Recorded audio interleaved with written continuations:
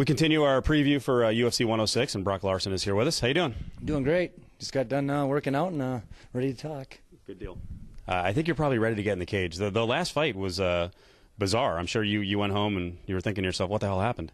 Yeah, that fight was real weird. I mean, just got taken down and held, and when you fight 15 minutes and you never get hit in the face and still end up losing the fight, it's kind of a tough deal. So yeah, it was a tough one. I went back and went and trained with some national champions and brushed up on my wrestling. So hopefully to prevent that from ever happening again. Did you think before the fight that anyone could take you down and hold you down wrestling-wise?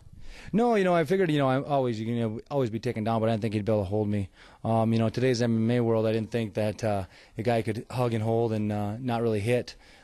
Usually you think that they're going to get a few stand-ups and whatnot. So I figured if he just hugged my hips and whatnot, eventually we get a stand-up. But stand-up never came, so my fault for trying to let someone else dictate the fight for me. And now it's just I've been working a lot on the ground and just getting my hips out and clearing and getting off that fence and letting my hands go. So do you think that commissions, or maybe even the UFC, it really wouldn't be the UFC though, control, it would be commissions, then onto the referees, do they need to tell them, there needs to be more action, fights need to be stood up, if there's a clinch against the cage, we just watched the main event at UFC 105, we know it's Randy Couture style, but maybe a little more separation at times. Is the sport going in the wrong direction in some ways?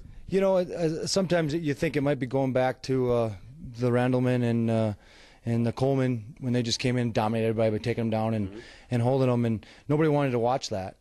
So I think sooner or later we have to address action, and just because someone's controlling the cage does not necessarily mean they're entertaining and winning. They're just doing what they do. I mean, if a wrestler can take down a jiu-jitsu guy, good for them. That's what they're supposed to do. They've been doing it for 20 years. But if they don't do anything with it, then they should be penalized, or there should be something to create some action, because the fans don't want to watch it, and the fighters don't want to fight that way. So make the fighters fight and make the fans happy, and everybody's happy then. Frankly, I think there needs to be a little more premium on scoring defense.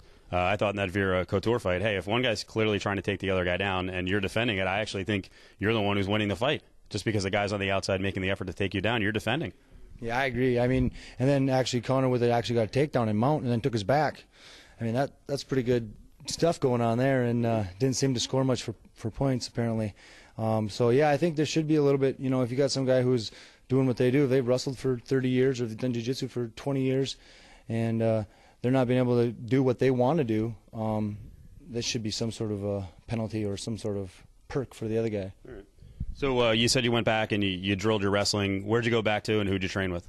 Well, I trained with, I went to St. Cloud State, which is a wrestling school back in Minnesota. Wrestled with some of the wrestlers there, and I got Jeremy Anderson, who's a national champion, who's been working with me, and my longtime wrestling buddy Marty. We've been wrestling with he's an All-American from Mary, so just kind of got back with those guys and a bunch of wrestlers and just started drilling wrestling over again and putting myself in bad positions and mixing up my jiu-jitsu with my wrestling, so I can kind of combine both of them again, which I used to be real good at, but now I kind of left that aside and was working on my hands. So now I'm back doing that and working on the hands. So leaving nothing behind this time. I'm going to let it all out there and let everything go. Good deal.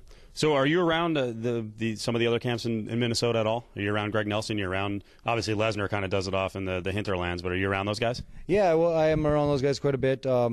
This camp, I wasn't there as much. Had some issues with injuries and stuff, so I was kind of staying closer to home and getting some guys. But I'm with those guys in line. Jacob Volkman, who's fighting this week too, is one of my teammates, and he's going to impress people, I think. He's a stud wrestler, and yeah, those guys. And I train with Dave Monet at his gym in Minnesota, and Revolution in Minnesota. There's lots of good gyms in Minnesota, and I just kind of go around and find all the guys, because I need a lot of instructors to get through my thick skull. So I go to whoever will have me. Nice. So we're all digging for the Lesnar stuff.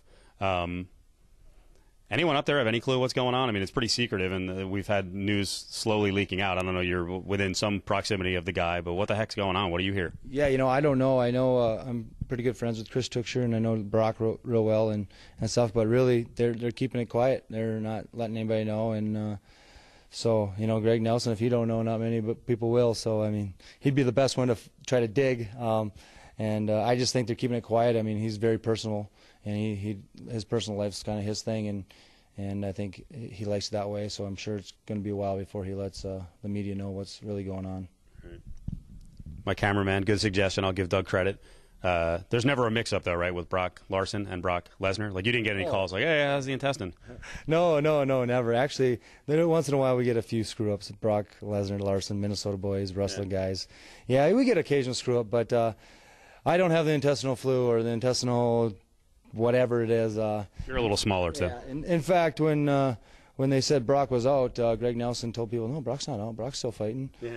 And so, yeah, we get confused, but, I've been called worse things, so I'm all right with it. There you go. All right, so what do you expect in this fight? Obviously, you want to change some things up. If it goes to the ground, you want to dictate that, but you need a win here. I mean, this is one of those situations in the UFC. They don't mess around with the roster. Yeah, I got to win. You can't go 0-2. So I'm gonna come out there, be aggressive, and we'll look for that knockout. If it's there, his hands are good and wild, and he throws hard and very aggressive, which is perfect fight for me coming off of a fairly boring fight. I want a guy who's going to fight, going to bring it, and ain't going to leave anything out there, and that's the fight it's going to be. Both of us are going to be trying to take each other's heads off, and when it goes to the ground, I got a definite advantage. So if it does go to the ground, I'll choke him out.